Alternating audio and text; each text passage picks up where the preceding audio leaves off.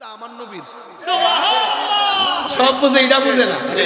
মেরাজটা কিন্তু আমার নবীর। বাবা চর্ম চোখকে সৎ চোখকে আল্লাহকে নবী দেখেছেন। এবং এদিকে যাইতে যাইতে এমন কাছে গেছে, এমনি থাকেন না, আরেকটু কাছে আসেন, আরো কাছে আসেন। আও আদনা রসুলকে আল্লাহ আমাকে এমন কাছে কাছে নিয়েছে, নেওয়ার পরে আল্লাহর কুদরতি হাতটা আমার কাঁধের উপরে রাখছে। পরে আমি একটু ঠান্ডা ঠান্ডা অনুভব করছি। কারণে আমরা আল্লাহরে চিনেছি, তিনি হলো রাহমাতুল লিল আলামিন, আমাদের নবী। এই কথা যেই মাত্র বলবে, ওই কবর ফেরেশতার আঙ্গুল দিয়ে দেখবে, তাকাও, তাকায়া দেখবে জাহান্নামের আগুন দাউ দাউ করে জ্বলতেছে। ইমানদারে বলবে, এ ফেরেশতারা, আমি তো তোমাদের 3টা প্রশ্নের উত্তর দিয়েছি, আমার সামনে কেন জাহান্নামের আগুন দেখা যায়? ওই ফেরেশতারা বলবে, ও আল্লাহর বান্দা, যদি তুমি আজকে উত্তর দিতে না পারতা, ওই জাহান্নামটা যে বরাদ্দ ছিল এটা তোমারে দেখাইলাম। এবার আল্লাহ ডাক দিয়ে বলে, ফেরেশতারা রে, আমার পাগলের সাথে পাগলামি করিস না, তাড়াতাড়ি জান্নাতের ভিতরে যা। জান্নাতের ভিতর দিকে যাইয়া আমার পাগলার জন্য জান্নাতের গালি চাই না, নিচে বিছায়া দাও। যেই মাত্র নিচের মধ্যে গালিচা বিছায়া দিব, ওই জায়গার মধ্যে সে ঘুমায়া যাবে। যখন শুয়া যাবে, ওই মুহূর্তে ডান পাশ দিয়া সে তাকাবে, তাকায়া দেখবে এত বড় একটা আলো দেখা যায়। এবার জিজ্ঞাসা করবে, আলো রে, আমার কবরে কোনো দিক দিয়ে ছিদ্র নাই, তুমি কেমনে আমার কবরে ঢুকলা? সে ডাক দিয়া বলবে, আমি কোন দুনিয়ার কৃত্রিম আলো নয়, আমি সূর্যের আলো নয়, আমি চাঁদের আলো নয়, আমি তোমার কবরের মধ্যে এসেছি। আমি হইলাম তোমার দুনিয়ার নেক আমল, আল্লাহ আমাকে আলো দেওয়ার জন্য কবরে পাঠাইছে। বাম পাশ দিয়ে আরেকটা আলো জ্বলতেছে, আমারে তুমি চিনো না, আমি হইলাম তোমার দুনিয়ার কোরআন তেলাওয়াত। এরপরে 2 জায়গার আলো তারে আলো দিবি, কবরের মধ্যে অন্ধকার নাই। আল্লাহর পক্ষ থেকে বলবে, ঘুমাও ঘুমাও। এমন ঘুম ঘুমায়া যাবে, কোটি কোটি বছর ঘুমায়া থাকবে। একমাত্র ইসরাফিলের সিংহা ফু দেওয়ার সময় ওই মুহূর্তে তার ঘুমটা ভাঙবে। এরপরে সে কি বলবে জানেননি? এই মাত্র ঘুমাইলাম, ক্যাডারে আমার ঘুমটা ভাঙছে, চিন্তা করছেননি?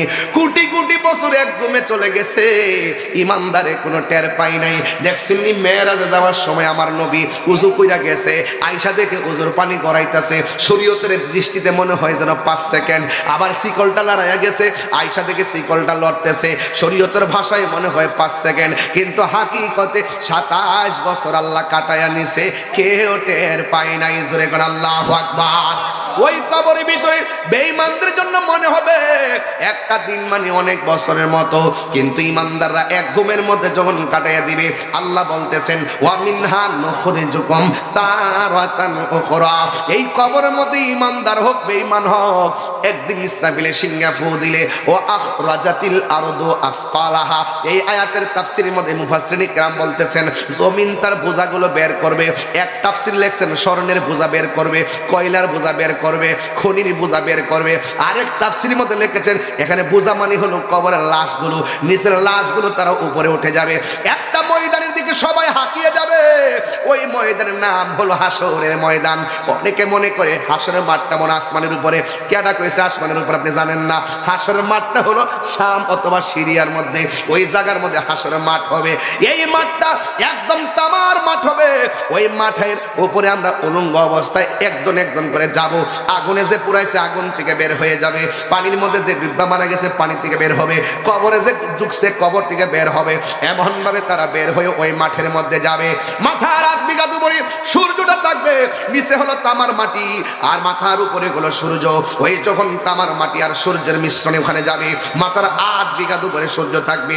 আল্লাহ বলতেছেন, ওয়া মিনহা নুখরিজুকুম তারাতান উখরা। তোমাদেরকে কবর থেকে বের করে হাসরের ময়দানে নেওয়া হবে। উখরা মানে হলো শেষ বিচারের দিন, আখিরাত মানে মৃত্যুর পরিবর্তে জীবন। উখরা মানে হলো শেষ দিবসের দিন। আয়েশা সিদ্দিকা ডাক দিয়ে কয়, নবী গো, উলঙ্গ অবস্থায় একটা ময়দানে গেলে তাইলে একজন আরেকজনের দেখবো। আমার নবী বলে আয়েশা, না না, একজন আরেকজনের দেখবে না রে। কবর থেকে উঠানোর সময় গাটটা বাঁকা কইরা দিব, মাথার হাত বিকাদ উপরে সূর্যটা থাকবো, মাথার খুলিটা সেকেন্ডে উইরা যাইব। কেউ গিরা পানিতে সাঁতার কাটবে, কেউ হাঁটু পানিতে সাঁতার কাটবে, কেউ কোমর পানিতে সাঁতার কাটবে, কেউ গলা পানিতে সাঁতার কাটবে। যার গুনাহ যেমন তার শরীর থেকে পানি ঝরব তেমন। ঠিক এই পানিটা কেমন জানেননি? দুনিয়ার আগুনটা যত গরম, এর চাইতে 70 গুণ গরম হলো সেই পানিটা। ওই পানির মধ্যে পা দিয়া দাঁড়ায় থাকবো 100 বছর, 50,000 বছর দাঁড়ায় থাকবো। একদিন না, 2 দিন না, ওই দিনগুলো আমাদের দিনের মতন না। 50,000 বছর দাঁড়ায় থাকবে, মাথার উপরে সূর্য থাকবে। এমন কোন নবী নাই আল্লাহরে বলবে আল্লাহ বিচার কাজটা শুরু করো। একমাত্র একজন আল্লাহরে বলবে আল্লাহ বিচার কাজটা শুরু করো। যার কথার দ্বারা হাসরের ময়দানে বিচার কাজ শুরু হবে তিনি হলো রহমাতুল লিল আলামিন। ওই ময়দানে দাঁড়ায় থাকবে।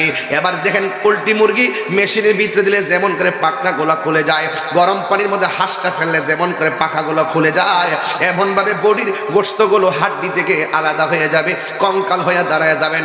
মার সামনে দিয়া ছেলে যাবে, সন্তানকে পরিচয় দিবে না, মা সন্তানের পরিচয় দিবে না। সবার জবানে একটা মাত্র স্লোগান, নাফসি নাফসি নাফসি বলে কাঁদবে।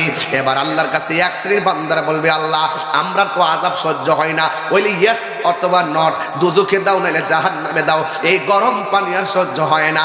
আল্লাহ ডাক দিয়ে কয় ফেরেশতারা এই বান্দা আমলনামা নিতে চায়, তার বাম হাতটারে বুকের ভিতরে ঢুকাইয়া দিবে, কয় পিছন দিকে বের কর। আল্লাহু আকবার। পিছন দিকে বের করবে, বলবে আল্লাহ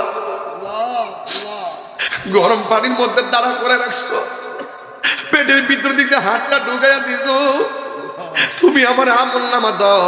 পিছন দিক দিয়ে আমলনামা দিব। এবার বান্দার বলবো আল্লাহ কষ্ট করে হাত ঢুকাইছে অসুবিধা নাই, কিন্তু আমি তো মুখ দিয়ে চোখে দেখি না। আল্লাহ বলে ফেরেশতারে গাটটারে বাইঙ্গা পিছন দিতে গাটটা ঘুরাইয়া দে। গাটটারে বাইঙ্গা দিব, পিছন দিকে তাকিয়ে দেখবো হাতের মধ্যে জান্নাতের টিকিট না, হাতের মধ্যে জাহান্নামের টিকিট দিয়ে দিছে। এমন ভাবে হাসরের মাঠটা ভয়াবহ হয়ে যাবে রে, হাসরের মাঠটা ভয়াবহ হয়ে যাবে।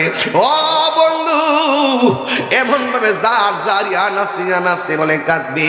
আমার নবী আপনার নবী বলেন হাসরের ময়দানে 7 প্রকারের মানুষকে আমার আল্লাহ আরশে আজিমের নিচে ছায়া দিবে।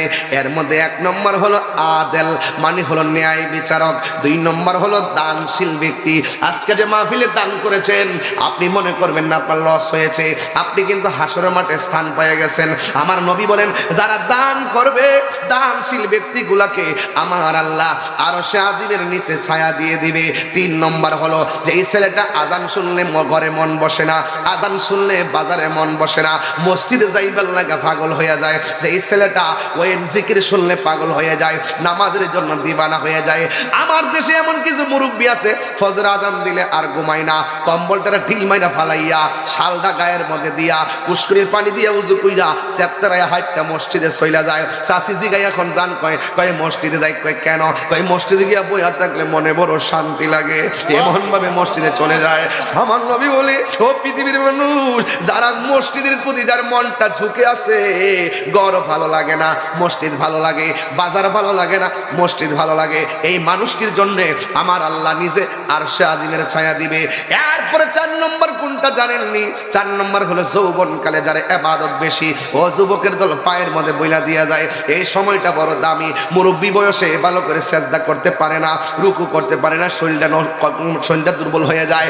এই মুহূর্তে তোমরা যারা সুন্দর করে রুকু সেজদা করবা, আমার নবী আপনার নবী বলেন এই সমস্ত মানুষের জন্য আমার আল্লাহ রাব্বুল আলামিন আরশে আজিমের ছায়া দিয়ে দিবে। এই হলো 4 নম্বর। 5 নম্বর কি জানেননি? ওই যারা গুনার সুযোগ আছে গুনাহ করে না। একটা মেয়েকে আমার পছন্দ হয়েছে, মেয়েটাকে আমি দেখলাম, দেখার পরে তারে প্রপোজ করলাম, প্রপোজ করার পরে তার একটা জংলাই নিলাম, জংলাই নেওয়ার পরে তার কাপড় চোপড় খুল্লা ফেলাইলাম, খুল্লা ফেলার পরে তার উপরে লাফায়া পড়লাম। ওই মুহূর্তে মেয়েটা বলতেছে, বাইরে তুমি আমার নষ্ট করবা, আমারে তুমি ইউজ করবা, তুমি আল্লাহরে ডরাও। কিন্তু ওই মুহূর্তে ছেলেটা মেয়ের উপর থেকে দাঁড়ায় গেছে, গায়ের মধ্যে মেয়েটার জামা পরাইয়া দিছে, যেখান থেকে আনছে সেখানে তারা পৌঁছাইয়া দিছে। অথবা ধরেন একটা মদের বোতল দরজা লাগাইয়া দিলেন, জানালা লাগাইয়া দিলেন, ঘরের ভিতরে মদ পান করার সুযোগ আছে, মাও দেখবে না, বাপও দেখবে না, বন্ধু বান্ধব কেউ দেখবে না। মদের বোতলটা খুললা ডাইরেক্ট মদটা খাইতে গেছেন, হঠাৎ করে মনে হয়ে গেছে আমার আল্লাহ তো আমারে দেখতেছে, আমি কেমনে মদটা পান করবো। এই চিন্তা ভাবনা করে যারা গুনার কাজ ছাইরা দেয়, যে আল্লাহ দেখতেছে, জিনার কাজ ছাইরা দেয় আল্লাহ দেখতেছে, মদের কাজ ছাইরা দেয় আল্লাহ দেখতেছে, চুরির কাজ ছাইরা দেয় আল্লাহ দেখতেছে। আমার নবী আপনার নবী বলেন, যাদের গুনাহ করার সুযোগ আছে এরপরও গুনাহ করে না, ওই সমস্ত ব্যক্তিদের জন্য আমার আল্লাহ রাব্বুল আলামিন আরশে আজিমের নিচে ছায়া দিয়ে দিবে। জোরে জোরে কি সুবহানাল্লাহ বলা যাবে না? এরপরে কোনটা জানেননি?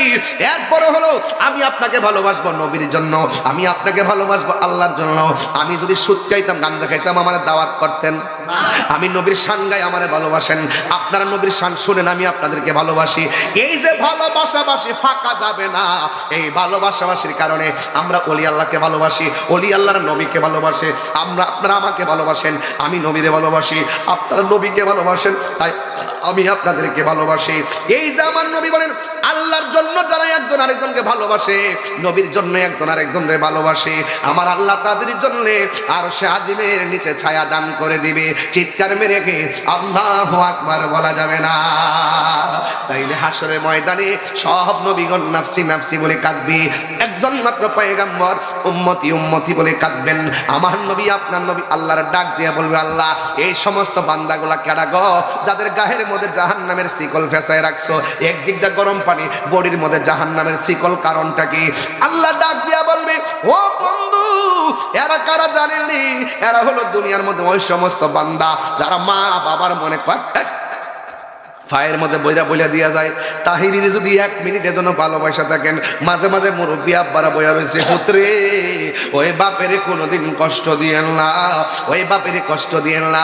কষ্ট যদি দিবেন, দুনিয়া তো দরা খাইবেন, আখিরাতেও দরা খাইয়া যাবেন। আমি কিন্তু কোনো মাহফিলে এত লম্বা আলোচনা করি না, আমি কিন্তু কোনো মাহফিলে এত টাইম ওয়াজ করি না। আমি একবার বলছি, আমার বিষয় দিয়েছেন 3টা। একটা হলো কেমনে সৃষ্টি হইলো, আরেকটা হলো কেমনে কবরে যাইব, আরেকটা হলো কেমনে হাসর উঠবো। এই 3টা আয়াতের আলোকে যদি বুঝাইয়া দিয়া না যায়, তাহলে বুঝবেন যে আমি আয়াত বুঝি নাই। এই জন্য বাজান বুঝাইয়া দিয়ে গেলাম, আমরা হাসরের ময়দানে উঠবো, আমার নবী ছাড়া কোনো উপায় নাই। আমার নবী সুপারিশ করার ক্ষমতা আছে না নাই? এখন বলেন হুজুর, আমরা নামাজ পড়া রোজা করে যাবো ডাইরেক্ট, নবীর কাম লাগতো না? ওরে বাটপার বলে কি নবীর কাম বলে লাগতো না? নামাজ যে পড়ছেন কবুল হয়েছে কিনা জানেননি? কয় না। রোজা যে রাখছেন কবুল হয়েছে কিনা জানেননি? কয় না। হজ যে করছেন কবুল হয়েছে কিনা জানেননি? কয় না। যাকাত যে দিয়েছেন কবুল হয়েছে কিনা জানেননি? কয় না। জিকির যে করছেন কবুল হয়েছে কিনা জানেননি? কয় না। এখন এত আমল কইরা হাসরের ময়দানে যদি উঠেন, আল্লাহ যদি ক তুই নামাজে দাঁড়াইছস, মন আছিল বিলো, আমি আল্লাহ জানি, তাইলে তোর নামাজ আমি কবুল করি নাই, তাইলে আমরা আল্লাহর দরবারে কি জবাব দিব? এই জন্য বলছি, আমল নাই, আখলাক নাই,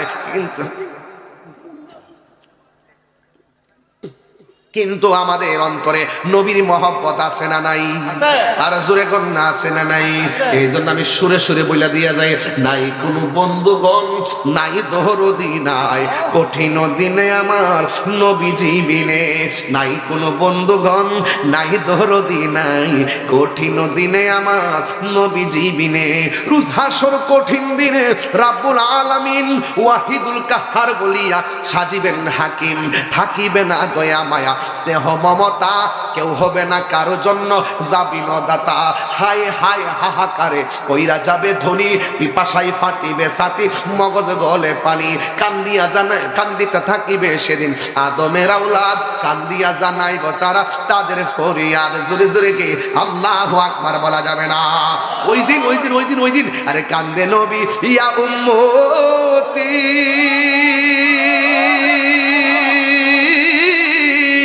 আমার উম্মতের কি হবে গতি গো। আরে কান্দে নবী, ইয়া উম্মতি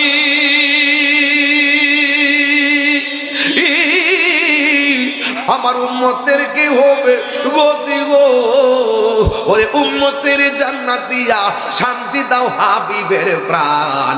রোজ হাসরে বুঝবেন সেদিন আমার নূর নবীর শান, রোজ হাসরে বুঝবেন সেদিন নূর নবীর শান। আল্লাহ বলে ও গো দোস্ত তোমারে দেখইয়া যারে খুশি তারে তুমি যাও না বেহেশতে লইয়া। 90 বছর আয়ু দিলাম দুনিয়ার ভিতরে, 27 বছর কাটাই নিলাম মেরাজের ভিতরে, 63 বছর আয়ু পাইলা দুনিয়ায় থাকিয়া কত না কেন্দেছ দোস্ত উম্মতের লাগিয়া। জোরে কি আল্লাহু আকবার বলা যাবে না? নবী বলে ও গো আমার পেশায় কিবরিয়া, আমার উম্মত আছে দুজুখেতে লইয়া। আল্লাহ বলে ওর দোস্ত তোমারে দেখইয়া যারে খুশি তারে তুমি যাও না বেহেশতে লইয়া। জোরে জোরে কি আল্লাহু আকবার বলা যাবে না? পীরতে শিখায়া কই গেল লুকায়া, এই তাহিরি করি কি উপায়, এই তাহিরি করি কি উপায়। ও মোর জালা রে জালা কি দিয়া হানিবাই, দয়ালের প্রেম জালা, দয়ালের প্রেম জালা, অঙ্গ জলে জালা কি দিয়া হানিবাই। নবরঙ্গের রূপ ধরিয়া, বুঝতেন না তো বাজান, বুঝতেন না, বুঝাইলে বুঝবেন। নবরঙ্গের রূপ ধরিয়া কি তামানি? আমরা যে গুনাহ করছি আল্লাহ জানে কি জানে না? আমরা যে গুনাহ করছি জানে কি জানে না? আমরা যে বদি করি জানে কি জানে না? আমরা বেহেশতি না দুজুকি আল্লাহ জানে কি না? মিজানের পাল্লা ওজন করবে কোনটা হালকা কোনটা ভারী জানে কি জানে না? কে দুজুকি কে বেহেশতি জানে কি জানে না? এরপরে মিজানের পাল্লা টানাবো কি লাগা? দরকার কি ছিল? ডাইরেক্ট কইতে এই যা দুজুক যা, এই বেহেশতে যা, এত কাহিনী কি লাগা? নবরঙ্গের রূপ ধরিয়া পাগল করিয়া এখন দয়াল রইলা কোথায়? এই আল্লাহ আসিনি, আল্লাহ আসিনি, কিরাম আছেন যাক বাদ দেন। চলো চলো সকলে বলে আলহামদুলিল্লাহ, আলহামদুলিল্লাহ। বাবা আমার নবীজি শেষ কালাম আমার আমার দিছে, জি জি জি, আমার খান্দায় না ও বান্ডারি, মারহাবা করে খান্দায় না ও বান্ডারি, বুকে নাও আমায়, কিছু চাই না শুধুমাত্র তোমায় আমি চাই। তুমি যদি আমার হও, এটা যদি সিটাকেন্সে গাইতাম সব পাগলে জেলে বলে, তুমি যদি আমার হও দিব উপহার দয়াল জীবনটাই আমার। তুমি বললে চলে যাব, তুমি বললে চলে যাব, যে তাই নাও সে তাই, কিছু চাই না শুধুমাত্র তোমায় আমি চাই। চাই না আমি ধনের পাহাড় ববের সরদারি, চাই গো দয়াল ভান্ডারি। জোরে কর মারহাবা। বাবা জান আমার, আপনার কি আমার প্রতি রাগ করছেন?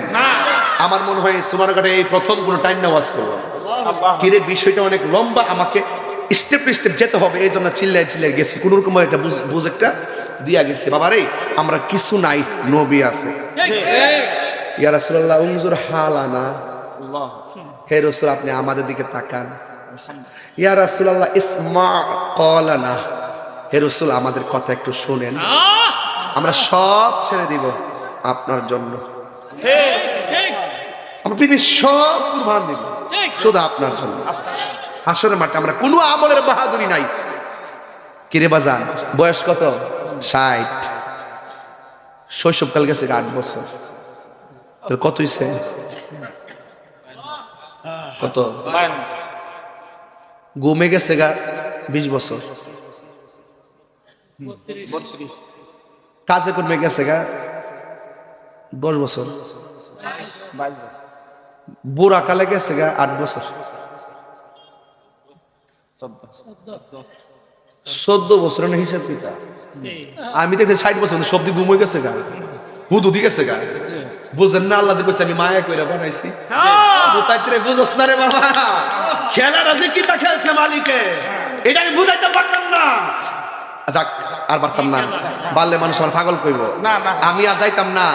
আমার কথা খালি নবীরে ধরে রাখেন, নবীরে ভালোবাসেন, নবীরে ভালোবাসার সাজদাগুলো দেন, আল্লাহর মহব্বতের ইতে ধারণ করেন।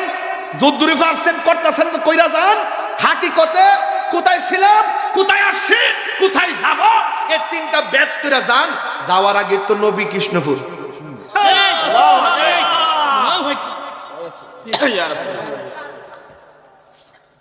ফোর্ড আছে, আছে ইহানো আসেনি, আছে তো ইহানো ফোর্ড ইহানো না হাত দিয়ে যদি ইহানো হাতে কে পাইব না, এটা কি তা কৃষ্ণপুর? কৃষ্ণপুর আমি ঢুকছি বললাম না শায়েস্তাগঞ্জ দিয়া জামুকু ব্রাহ্মণবাড়িয়া কোন শায়েস্তাগঞ্জ যায় যদি জায়গা সুনামগঞ্জ দিকে বন বের পামনি না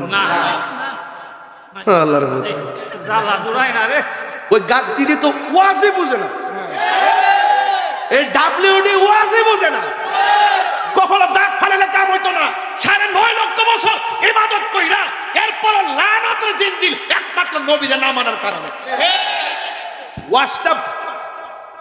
ওয়াশটা বুঝাইতে আমি পারতাছি না যে নবী ছাড়া কোনো উপায় নাই। আর কইতাম না, আল্লাহ আপনাদের সকলকে কবুল করুক, আমিন কর। আমরা কিছু নাই, নবী আছে, মারহাবা কম। নবী কার বন্ধু? ও সংক্ষেপে এটা বুঝুন না যে 1,24,000 পয়গম্বর নবী ওই, কিন্তু মেরাজটা কিন্তু আমার নবীর। সব বুঝে এটা বুঝে না, মেরাজটা কিন্তু আমার নবীর। এবার চর্ম চোখকে সৎ চোখকে আল্লাহকে নবী দেখেছেন। এবং এদিকে যাইতে যাইতে এমন কাছে গেছে, এমনি থাকেন না, আর কাছে আসেন, আরো কাছে আসেন, আও আদনা রসুলকে আল্লাহ আমাকে এমন কাছে কাছে নিয়েছে, নেওয়ার পরে আল্লাহর কুদরতি হাতটা আমার কাঁধের উপরে রাখছে। পরে আমি একটু ঠান্ডা ঠান্ডা অনুভব করছি, আর পারতাম না, বাড়লে পাগল কইব। আল্লাহ আপনাদের সকলকে কবুল করুক। এই লোকটির জন্য আমার অনেক ধন্যবাদ, এই লোকটির অনেক ধন্যবাদ, ওই লোকটির ধন্যবাদ। যেমনি এক ঠ্যাং হয়ে দাঁড়িয়েছে, একটু লড়ছে না, মানে এইভাবে দাঁড়িয়েছে। আল্লাহ এদেরকে হুসাইনি সৈনিক বানাই দেন, এদেরকে সুন্নিয়তের রণবীর বানাই দেন, আল্লাহ এদেরকে সুন্নিয়তের যোদ্ধা বানাই দেন। যারা বুঝে না এদেরকে হেদায়েত নসিব করেন। মেরাজের চাঁদে 5 ওয়াক্ত নামাজ আনছে, রসুল বলছেন একটা শিক্ষা দেওয়া যায়।